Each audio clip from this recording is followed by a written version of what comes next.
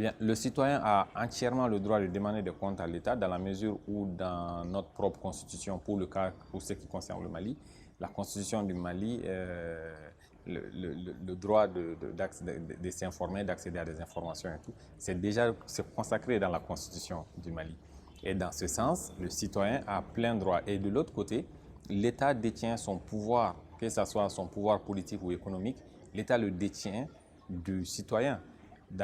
Si on prend un président de la République, il est président de la République parce que les gens votent pour lui. Un État, il a de l'argent parce que les citoyens payent leurs impôts, parce que les citoyens... Donc, en fait, évidemment, il s'agit des citoyens qui répondent aux critères de bons, qui sont civiques et qui répondent à un certain nombre de critères de citoyenneté et tout, quoi. Donc, le citoyen, sur le plan légal, il a le plein droit de le faire.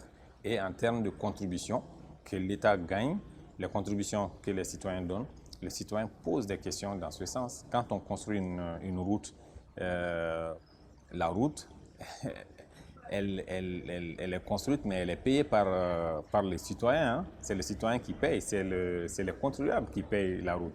Et même quand l'État s'endette auprès d'autres structures ou bien auprès d'autres pays, c'est remboursé avec les ressources des citoyens. Ce n'est pas une invention. Donc, le citoyen doit exiger, d'ailleurs c'est là, le citoyen doit demander. Et les autorités se doivent de rendre compte parce que ils sont autorités, ils sont là en mission des citoyens.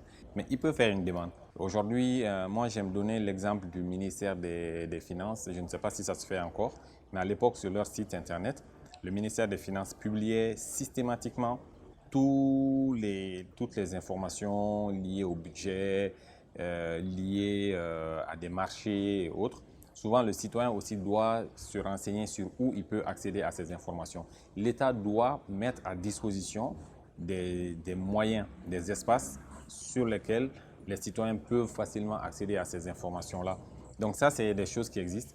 Maintenant, si on prend aussi au niveau des organisations de la société civile, et qu'on prend par exemple le cas de Touindi, il existe des plateformes aussi qui sont là pour faciliter les relations. Par exemple, l'application Mon Élu a pour but de faire en sorte que le citoyen et l'élu puissent communiquer et que ce dispositif de redevabilité puisse marcher.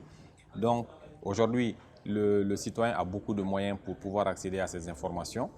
Mais pour tout ce qui concerne l'information publique, c'est d'abord de la responsabilité de l'État de le rendre disponible aux citoyens. Maintenant, quand le citoyen n'a pas accès, alors il peut venir demander.